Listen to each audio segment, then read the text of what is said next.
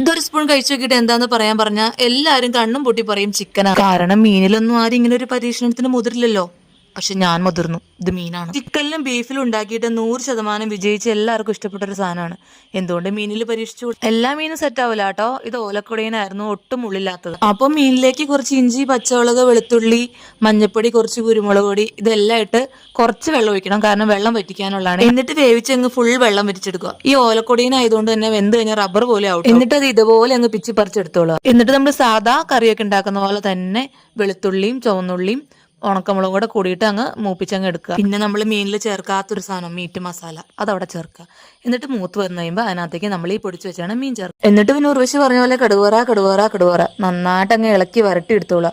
എന്നിട്ട് വെന്ത് വന്നു കഴിഞ്ഞാൽ അതിനകത്ത് കുറച്ച് കുരുമുളക് പൊടിയും കുറച്ച് ഗരം മസാല, നമ്മൾ പൊടിക്കുന്ന ഗരം മസാല ഉണ്ടല്ലോ, അതും കൂടി അങ്ങ് ചേർത്തു. അടിപൊളിയാണ്. ശരിക്കും ചിക്കനും കൊണ്ട് ഉണ്ടാക്കിയ പോലെ ആട്ടോ എനിക്ക് തോന്നിയത്. എന്താണ് മീനും ആഗ്രഹിക്കില്ലേ ഒരു ചേഞ്ച് ഒക്കെ.